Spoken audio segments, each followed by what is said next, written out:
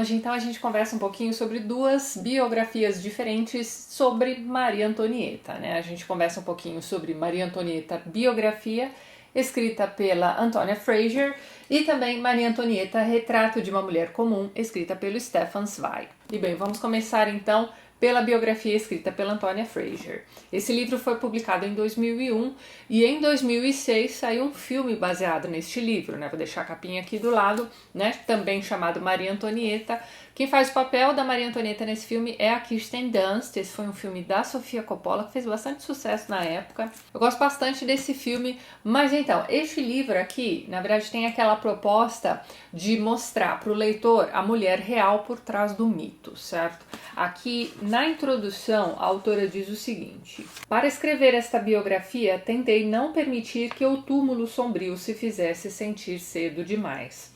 O elegíaco precisa ter o seu lugar tanto quanto o trágico. Flores e música tanto quanto revolução e contra-revolução.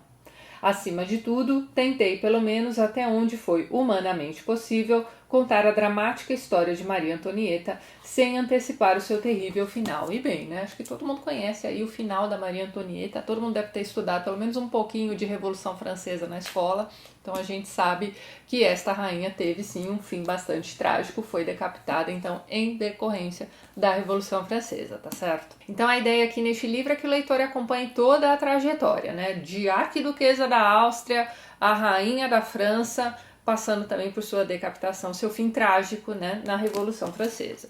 E com relação à Revolução Francesa, o que se discute aqui é se realmente ela foi um grande motivo para a Revolução Francesa ou se ela foi, na verdade, uma de suas vítimas. Então é isso que a Antonia Fraser se propõe a explicar aqui neste livro. E, na verdade, o que ela vai fazer aqui é tentar te convencer do ponto de vista dela. Então perceba que esta aqui é uma biografia em que sua autora está, na verdade, o tempo todo tentando te convencer de que Maria Antonieta era uma simples vítima das circunstâncias. Ela chega a usar o termo bode expiatório. E assim, de certa forma, Maria Antonieta foi realmente um bode expiatório dentro, né, de toda aquela máquina da Revolução Francesa. Mas ela não foi só isso, né? Ela foi muito mais do que isso. E quando eu digo isso, eu não estou me referindo ao fato de que ela era uma musa maravilhosa. Não é bem isso. O que eu quero dizer é que ela deu, sim, um certo pano para manga. Esse pano para manga que ela deu aqui, durante todo o período em que ela foi rainha da França, até aparece aqui neste livro. Mas você nota que a autora está o tempo todo tentando desculpá-la. E até aí tudo bem, mas eu acho que isso caberia melhor em um romance histórico, não em uma biografia. Mas essa é só a minha opinião, tá certo? Durante a leitura do livro você percebe que ela realmente fez aí uma extensa pesquisa sobre o assunto, só que em diversos momentos essa enorme quantidade de informações coletadas parece que estão assim jogadas aqui. Mas talvez eu devesse começar aqui dizendo para vocês do que eu realmente gostei aqui durante a leitura desse livro. Bem, os primeiros capítulos são excelentes, né? São os capítulos que dão conta ali da infância de Maria Antonieta na Áustria. A gente tem muita informação a respeito da família dela, que era a família real austríaca, né? A mãe era a grande Maria Teresa da Áustria, né? Uma mulher muito, como é que vamos dizer, reconhecida em sua época. Portanto, ela veio de uma grande família real, grande mesmo, né? Ela tinha muitos irmãos e irmãs, e por conta das tarefas da mãe e tudo mais, né, enfim, a educação da menina foi meio que relegada ali a tutores e tudo mais. E ela era, né, desde muito criancinha, uma pessoa assim meio, como é que vamos dizer, preguiçosa para os estudos. Ela nunca foi lá muito aplicada e ela também nunca foi muito cobrada com relação a isso, veja bem. A mãe, em algumas cartas, chega a reclamar que a filha nunca nem abriu um livro na vida, entendeu? Só que aos 14 anos de idade, né, Maria Teresa arruma esse casamento dessa filha com Luís Augusto, que era o Delfim da França. Luís Augusto, aliás, era bisneto de Luís XIV, né, o Rei Sol, e neto do rei atual, né, o Luís XV. O que aconteceu? O Luís XV teve ali diversos filhos e tudo mais, mas esses filhos foram morrendo aí ao longo dos anos, então sobraram os netos, só que os netos também foram morrendo, e aí o próximo na linha de sucessão era o Luís Augusto, que era um cara assim que não tinha a menor aptidão para ser rei da França. E tem alguns detalhes interessantes aí no meio também. O Luís XV não foi um grande rei, ele não fez grandes coisas. Na verdade, o que ele fez foi usufruir das grandes coisas que Luís XIV, seu pai, tinha feito. E esse neto dele, que é o próximo na linha de sucessão, que vai se casar com Maria Antonieta, era um cara assim, que era, sei lá, ele era fracote, calado pra caramba, ele era um cara interessado em marcenaria e ele era muito mais interessado nessas coisas do que em mulheres. Agora veja bem, quando a Maria Teresa escolhe Maria Antonieta para ser então a esposa do Delfim da França, né? Isso aí é toda uma tramóia política, né? Enfim. Ela escolhe essa filha exatamente porque ela era graciosa, bonita pra caramba, extrovertida. Então perceba que ela escolheu Maria Antonieta pela sua graça e beleza, não exatamente por seus atributos intelectuais, digamos assim. Por quê? Porque ela achava que era impossível que o Luiz Augusto não se interessasse por essa menina. Bem, fato é que eles se casaram e eles ficaram 7 anos sem consumar o casamento. Isso só vai se resolver quando o irmão da Maria Antonieta, que é o próximo ali na linha de sucessão da Áustria, né? A mãe já é bem velhinha, mas então, esse rapaz vai fazer uma visita oficial ali à irmã e ao cunhado, e conversando com esse cunhado, ele entende o que é que está acontecendo. Bem, o que é dito, documentado e etc., é que o Luís XVI, né, o Luís Augusto, casado aí com Maria Antonieta, tinha na verdade um problema de fimose. Depois de uma intervenção cirúrgica, a coisa toda, né, volta a funcionar. E aí você tem finalmente os dois tendo vários filhos. Eles tiveram 4 filhos. Então tudo isso é contado aqui nos primeiros capítulos desse livro, que são, na minha opinião, excelentes. E aí, além desses primeiros capítulos, nós temos também ali o final. Os 2 últimos capítulos desse livro são impressionantes também. Não dá vontade de largar a leitura. Por quê? Porque é aí que nós vamos ter, então, o desfecho da Revolução Francesa, né, o desfecho do que vai acontecer ali com Maria Antonieta. Mas nesse meio tempo, o que acontece aqui neste livro são capítulos e mais capítulos que parecem texto de livro de história de escola, sabe assim? Então você vai ter ali evento atrás de evento, nomes de pessoas que, né, estiveram naqueles eventos. Então você tem uma enxurrada de datas, de nomes, de eventos históricos e não sei o que lá. Enfim, parece tudo numerado, entendeu? São diversas informações ali que ficam meio jogadas ali no meio. Você não sabe se aquilo vai ter importância lá na frente ou não. E existem alguns episódios da vida da Maria Antonieta que são bastante interessantes. Mas aqui nesse livro ficaram tão chatos. Eu vou dar um exemplo para vocês. Tem ali um momento em que o povo já está muito descontente ali com Maria Antonieta, seus gastos exacerbados, aquela coisa dela ter tido, né, o primeiro filho depois de 7 anos, né? Na verdade é uma menina. Então assim, a população não está muito feliz com essa rainha austríaca, não. E aí tem todo um escândalo envolvendo um colar, né, milionário que teria sido comprado em nome da rainha, mas não foi. Então aconteceu todo um esquema ali envolvendo impostores e tudo mais. E é uma história interessante pra caramba, né? O desenrolar da história desse colar. Mas aqui essa história tá tão chata que você não vê a hora que acabe. E além disso tudo, o livro está cheio de achismos. Então aquilo que eu falei pra vocês, parece que a autora tá o tempo todo tentando te convencer do ponto de vista dela. Eu vou dar um exemplo pra vocês. Ali na página 245, quando ela está ali contando sobre o amante de Maria Antonieta, porque sim, ela teve um amante, ela vai dizer o seguinte, olha só. Foi Luís XVI, apesar de suas deficiências na arte do amor, que gerou inquestionavelmente pelo menos 2 filhos. Eu vou repetir essa frase. Que gerou inquestionavelmente pelo menos 2 filhos. Para mim essa frase soa mais ou menos como eu com certeza não sei dizer, sabe? Assim, inquestionavelmente pelo menos 2 filhos. E aí ela continua, olha só, foi Fersan, o grande amante, que nada gerou. Aí olha só, olha a fofoca. Uma explicação provável é a famosa habilidade de Fersan em todos os assuntos ligados à galanteria. Fazia parte dessa habilidade saber muito bem como evitar a procriação. Muitos anos depois, em sua longa carreira amorosa, quando a sua amante da época, a princesa Mershikov, anunciou estar grávida. Fersan escreveu: a notícia me chegou como completa surpresa e me deixou muito infeliz. O parágrafo termina assim, e no próximo parágrafo ela já volta para a família da Maria Antonieta. Então você fica assim, a evidência de que pelo menos 2 filhos, né, da Maria Antonieta eram, com certeza, ou não, do rei. Pode ser porque o Fersan sabia como evitar filhos. Espero ter me feito entender, tá? Então foi só um exemplo, mas assim, o livro tá cheio de parágrafos que são jogados assim, entendeu? Então veja bem, eu não estou dizendo que isso aqui seja um livro ruim, tá muito longe disso.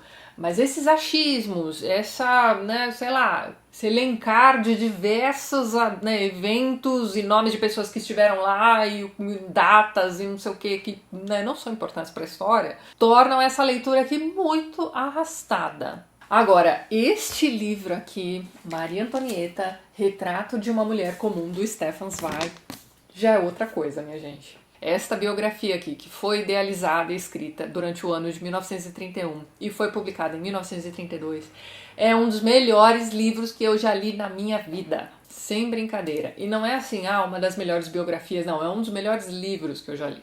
E pelo subtítulo você já nota que a proposta do autor é semelhante à proposta da Antonia Fraser, né? Veja lá, ó, Retrato de uma Mulher Comum. Portanto, aqui também o autor vai se debruçar sobre essa figura histórica, tentando te mostrar, na verdade, a real mulher por trás do mito. E aqui a gente está falando de um mito que pode ser muito amado por alguns e odiado por outros. Mesmo porque, eu não sei se vocês sabem, mas o resultado da Revolução Francesa não durou muito. Então você teve a queda da Bastilha em 1889, a proclamação da República em 1792, a execução do rei um ano depois, né, em 1793, e da própria Maria Antonieta alguns meses depois. Daí pra frente foi uma ladeira abaixo. O próprio pessoal da resistência lá, o Robespierre e companhia, todos eles foram decapitados, todos eles foram para a guilhotina também. E tudo isso em pouquíssimo tempo. E olha só, em 1814 você já teve novamente monarquia na França. E isso sem contar que antes mesmo de 1814, né, com o retorno dos Bourbon ali ao trono da França, você teve Napoleão. Só lembrando que o período napoleônico também é conhecido como o primeiro Império Francês. Outra coisa que é bom ter em mente também a respeito da Revolução Francesa é o seguinte: o povo passava fome, enquanto a família real esbanjava lá todo o dinheiro que o povo pagava pelos seus impostos e tudo mais, e esbanjava mesmo. Para você ter uma ideia, eles até chegaram a bancar, né? Eles mandaram rios e rios de dinheiro para bancar ali a revolução que estava acontecendo na América, né? A guerra de independência. Então assim, você vê que eles esbanjavam dinheiro até com uma briga que não era deles. Enquanto isso, você tinha a rainha esbanjando dinheiro pra caramba com vestidos, né? Ela tinha que usar um vestido diferente a cada dia. Como assim? Rainha da França usando, né? Repetindo roupa. Então era isso, ela esbanjava o dinheiro em vestimenta, em joias, em festas, em propriedades. Então assim, ela provavelmente criou ali o primeiro parque temático, né? Que foi o Trianon. Era conhecido também como a Fazendinha de Maria Antonieta. Ela gastou milhões e milhões de dinheiro público criando aquele, né, sei lá, jardim com um parquezinho temático para si mesma. E o povo ali se matando, né, para conseguir pagar os impostos e o dinheiro sendo esbanjado dessa forma. Só que veja bem, por trás de toda a Revolução Popular, você tem aí gente com muito dinheiro bancando e incitando essa revolução. E aí você precisa parar e pensar, quem foi que bancou a Revolução Francesa? Ora, os nobres preteridos pela família real. Então sabe aquela coisa da família real ter seus favoritos? E toda a família desses favoritos eram beneficiados. Então eles tinham cargos públicos, eles ganhavam, né, mesadas, né, sei lá, astronômicas. Mas e aquelas famílias que eram nobres, que tinham dinheiro antigo e que não eram os favoritos dos reis e das rainhas? Essas pessoas também se revoltaram e também se aproveitaram do caos instalado. Sabe aquela coisa assim, olha só como eu sou bom, né? Eu também quero que vocês tenham igualdade, fraternidade, liberdade, mas eu também quero um pedaço do bolo. Ou você realmente acha que o povo que passava fome tinha dinheiro para bancar a imprensa marrom, tinha dinheiro para bancar panfletos pornográficos que eram aí publicados à torta e à direito contra a rainha? O povo não tinha dinheiro para comprar farinha para fazer pão. Vocês acham realmente que eles tinham dinheiro para... Bom, enfim, vocês já entenderam. Essa foi provavelmente a primeira campanha de cancelamento com a ajudinha da mídia da época, veja bem.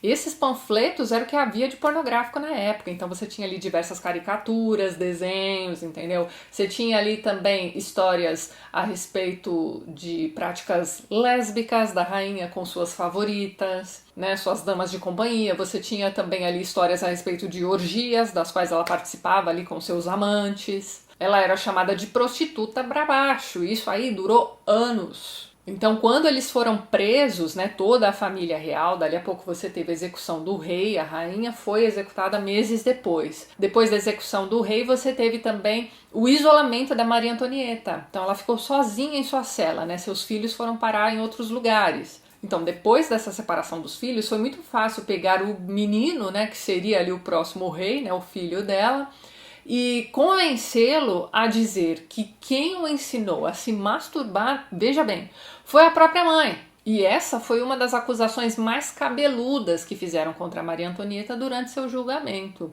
E muitos acreditaram nessa história cabeluda sem pestanejar. Então é só para você ter uma ideia de até onde eles chegaram, né? Até incesto com o próprio filho. Mas a questão é que ela já estava condenada. Então aquele julgamento foi só ali uma grande, sei lá, um grande circo armado, né? Para que a revolução se completasse, era preciso decapitar a rainha e sumir com aquela criança. Então até hoje não se sabe se mataram aquele menino ou se ele foi criado, né, como, sei lá, um camponês qualquer, não se sabe. Isso tudo é contado aqui neste livro de um jeito muito mais interessante do que no livro da Antonia Fraser. O Stefan Zweig tem um jeito de contar essa história que não dá vontade de largar este livro. Já fazia um tempão que eu não virava uma noite lendo um livro, e isso aconteceu com este livro aqui. Eu fiquei muito impressionada com este livro aqui. E assim, logo na introdução, escrita pelo Alberto Dines, que é um especialista na obra do Stefan Zweig, ele inclusive escreveu uma biografia sobre ele. Mas então, aqui ele diz o seguinte: na introdução a Maria Antonieta, tal é o seu empenho em humanizá-la, entendê-la e explicá-la, que parece estar desenhando uma projeção de si mesmo, só lembrando que este autor também era austríaco. A personalidade comum que o destino caprichoso escolheu para testar e agigantar no auge da Revolução Francesa pode ser o próprio biógrafo dispensado de usar a primeira pessoa do singular. Jamais se considerou sumidade literária. Enxergava-se e se sentia melhor como simples mediador. E no prólogo do livro escrito pelo próprio autor, ele mesmo diz o seguinte: para atingir a realeza, a revolução deveria atacar a rainha e na rainha a mulher.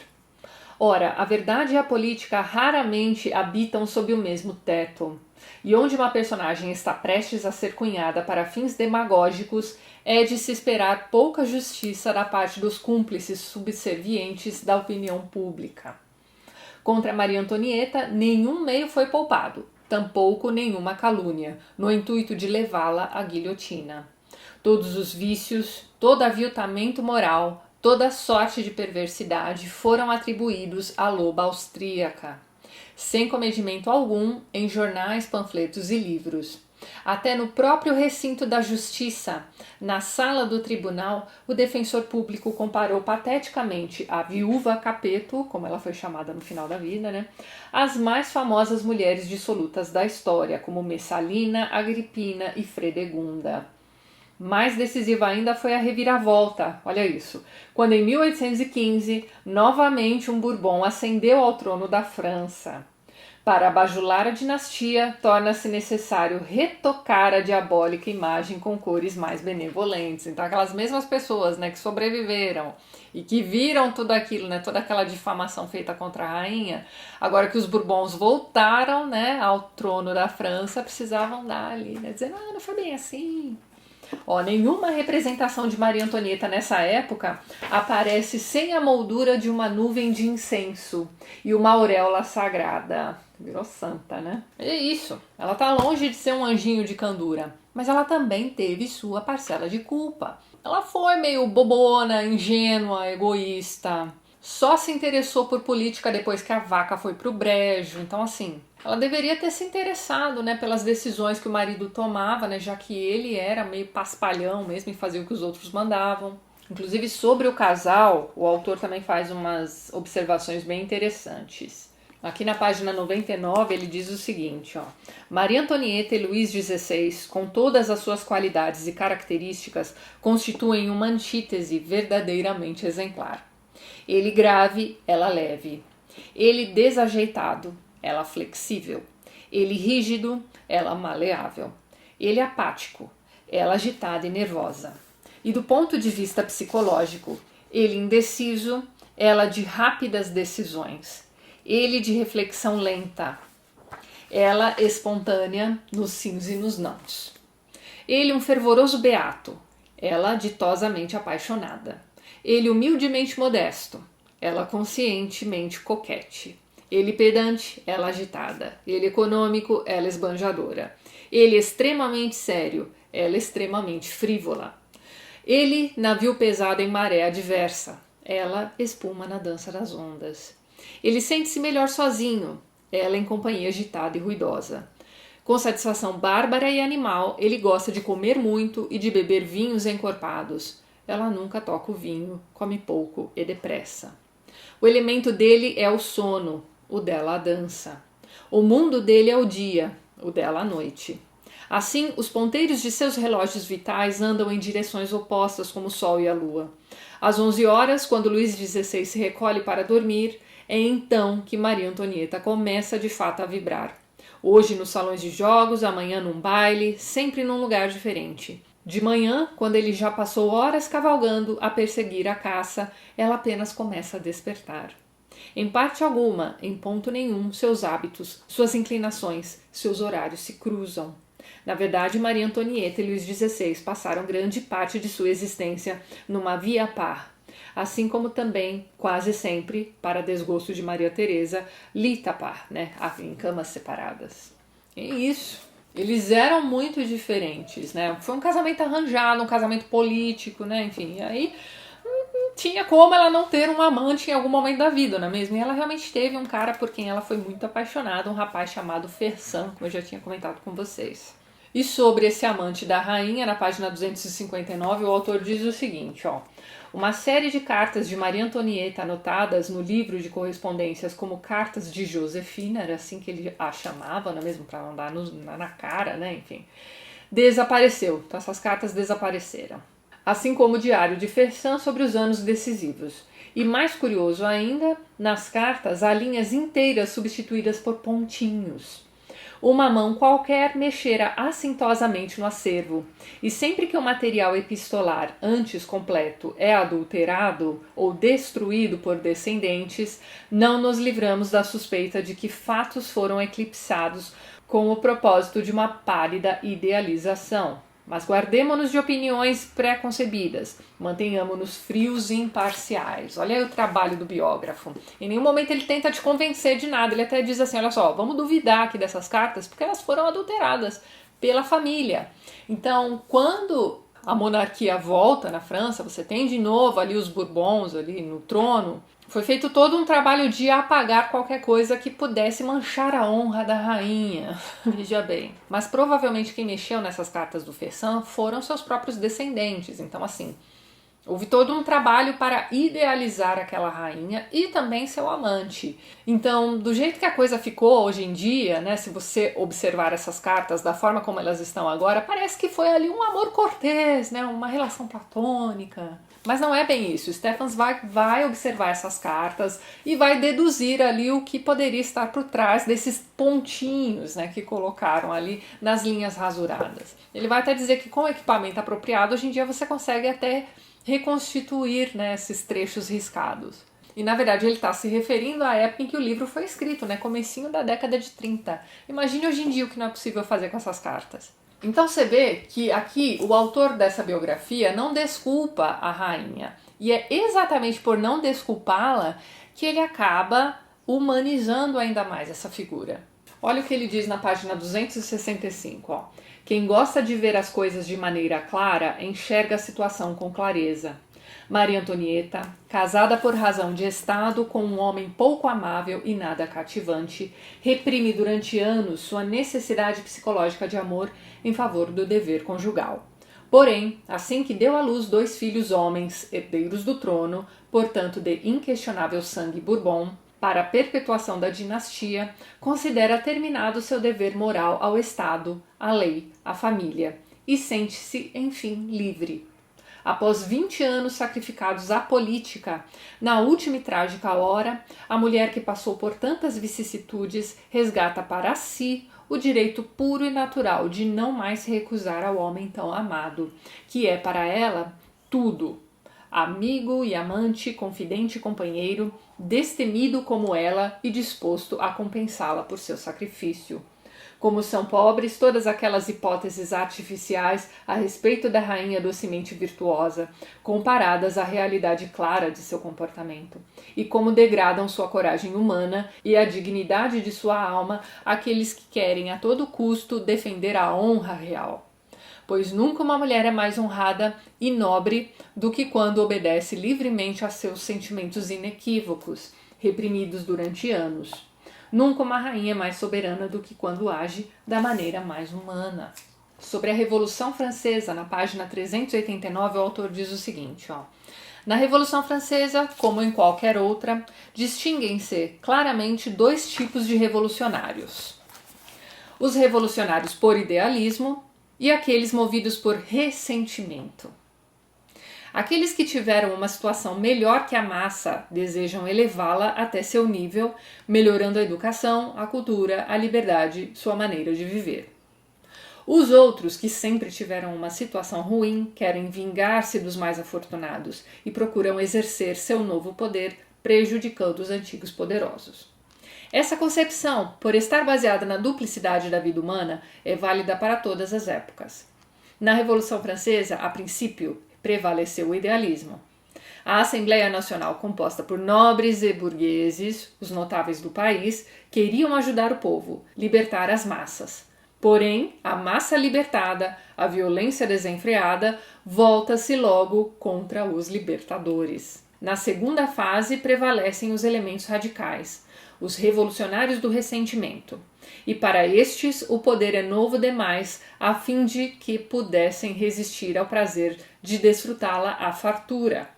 As figuras de pouca inteligência e da opressão recém-libertada tomam o leme, e sua ambição é a de fazer descer a revolução até o nível de sua própria medida, de sua própria mediocridade espiritual.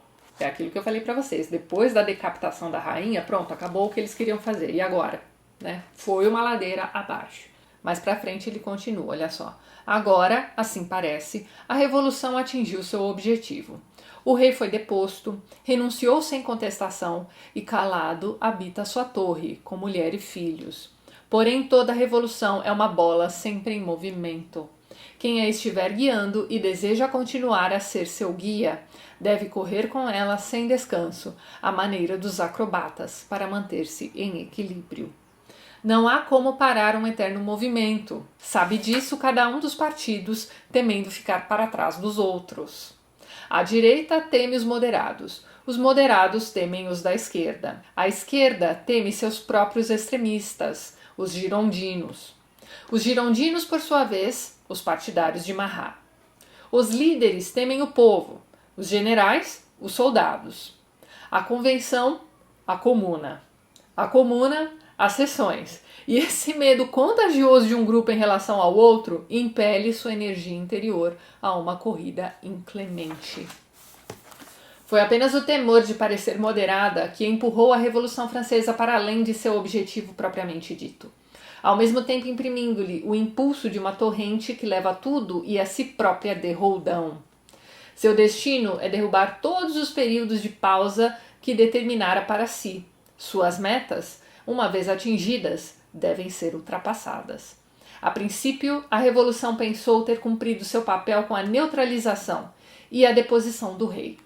Entretanto, deposto e sem coroa, aquele homem desditoso e inofensivo é ainda um símbolo, e se a própria República arranca dos túmulos ossos de reis mortos há séculos para queimar mais uma vez aquilo que já era pó e cinzas, como então poderia suportar a sombra de um rei vivo? Os líderes acreditam que a morte política de Luís XVI deve ser completada com a morte física, a fim de precaver-se diante de qualquer recaída. Para um republicano radical, o edifício da República só pode ser estável e sólido se uma argamassa for feita com sangue real. Logo, os outros menos radicais concordam com a exigência, por medo de ficar para trás na corrida pelo favor popular. E o processo contra Luís Capeto, como ele é chamado no fim da vida, é marcado para dezembro. Então é isso. Só que é um pouquinho antes, dele ser decapitado. Sobre os últimos dias de Maria Antonieta, olha lá. Maria Antonieta nunca o amou com paixão. Há muito havia dado seu coração a outro. No entanto, vivera com ele dia a dia por 20 anos. dera-lhe 4 filhos. Nunca naqueles tempos tumultuados o vira senão bondoso e dedicado a ela.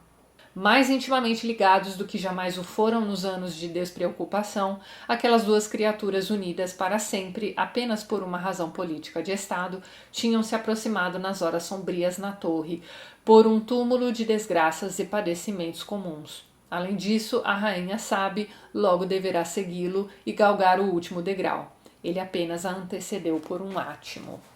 Eu anotei aqui também uma ideia muito bacana para alianças. Então você aí que está pensando em pedir seu ser amado em casamento, ó, você pode escrever isso aqui na sua aliança. Isso é o que a Maria Antonieta mandou escrever no último presente que ela mandou para o seu amante, né, o Fersan. Mandou gravar então essa frase num anel que mandou para ele, né? É uma frase em italiano, né? Vou deixar aqui na tela para vocês, olha lá. Tutto a te mi guida. Traduzindo fica assim, ó, tudo me conduz a ti. Fala assim, não, uma frase bonitinha para uma aliança, ó, fica a dica aí para vocês. Mais pro final do livro, ali na página 447, ele já está falando sobre o julgamento de Maria Antonieta, né? E aqui você tem algumas das acusações que foram feitas contra ela, olha só.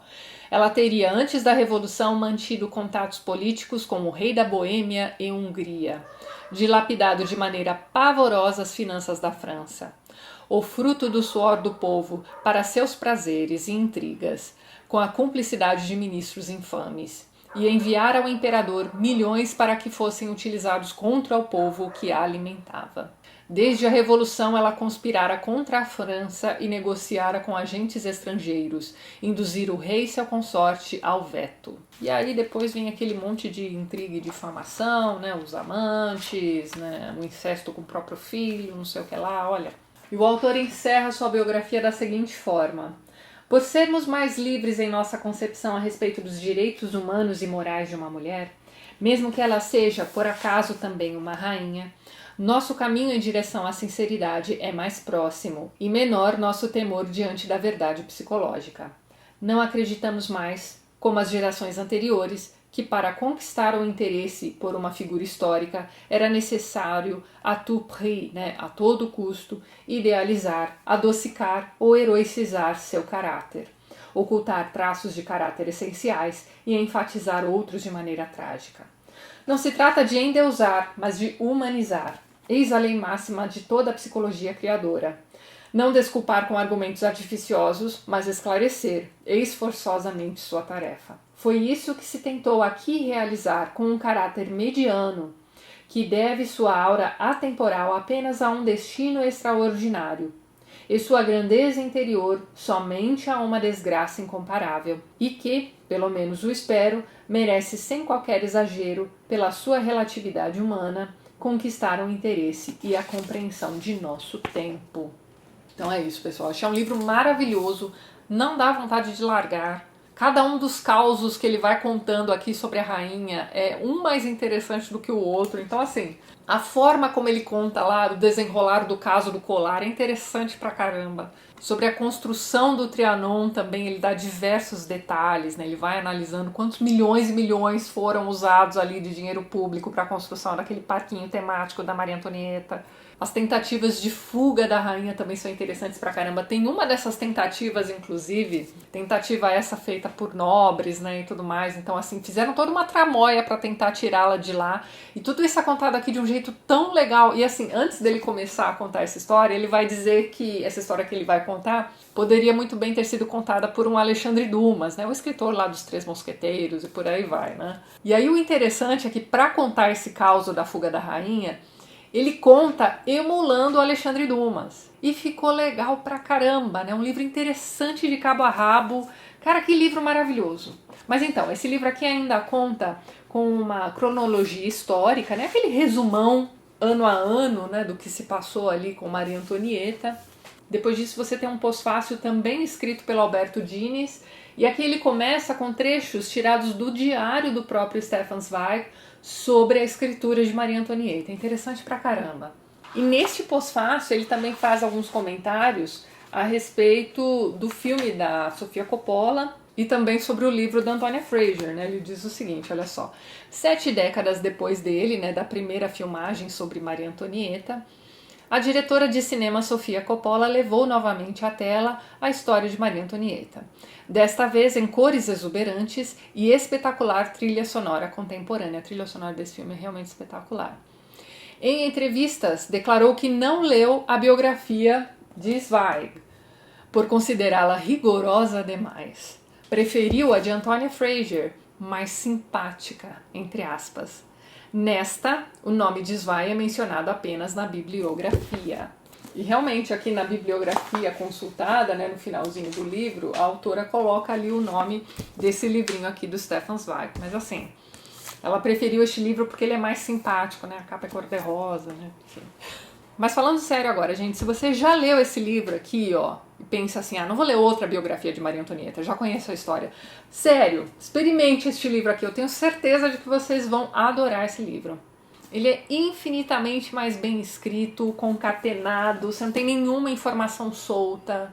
Você não fica com aquela sensação de que você acabou de ler sobre um evento e uma lista de nomes de pessoas que estiveram lá e que você pensa assim, poxa, pra que eu tô lendo isso? De jeito nenhum. Esse livro você consegue ler como se fosse um romance, mas não é um romance, é o trabalho de um biógrafo. E o tempo todo ele te lembra que ele está pesquisando esses documentos, ele está comparando esses documentos, ele está vendo que aqui foi adulterado, ali na frente existe uma resposta a essa carta que vai, né, dar a entender o que é que foi rasurado na anterior.